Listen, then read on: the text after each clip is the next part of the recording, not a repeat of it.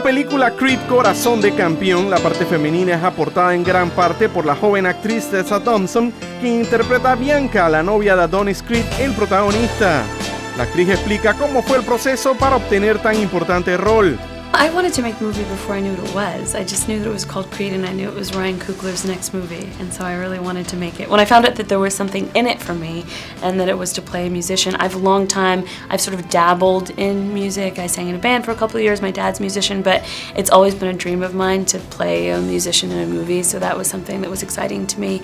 And then to enter this iconic, sort of film institution, if you will, but to enter it in such a fresh way, a standalone way. I mean, I think if you reading this script, you wouldn't have to be familiar with the Rocky movies at all to be invested in the universe, and then to know that beyond that, there's, this body of work that you can watch if you're still interested in the world that this movie takes place in. So I sort of loved all those elements of it, and getting to work with Michael B. Jordan, I just think he's so uniquely talented. So it just felt like a project that I would have been very upset if I didn't get to do. También nos comenta el proceso para crear su personaje, una chica nacida y criada en la ciudad de Filadelfia.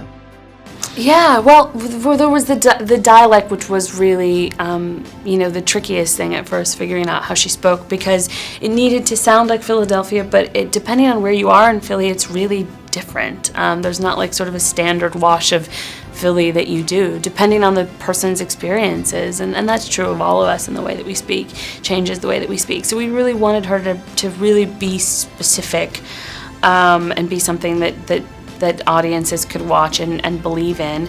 So I spent a lot of time hanging out in the city. I went to beauty salons.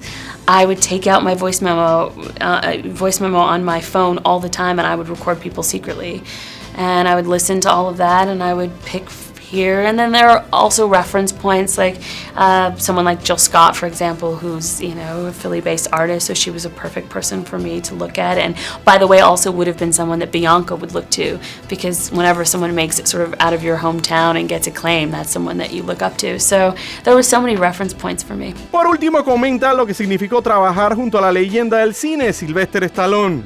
Incredible, because so he really. There's a danger if you say that you're in the presence of a legend and you sense that, because there's this idea sometimes that a legend is like this fully formed thing all the time that walks around like knowing how legendary it is. And he's not that at all. He's incredibly humble and like open and just fun. Like legends don't really sound that fun.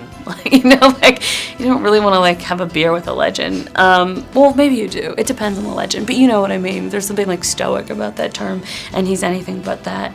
But he's just an incredible wealth of film history and such a champion of young and up-and-coming artists, which is so cool for someone that's as established as he is. He doesn't have to be that way, and he just is, because he remembers so palpably when he was there. He talks about having mastered the art of poverty back in the day when he was trying to get Rocky made, and truthfully, he doesn't feel like he's changed all that much since then.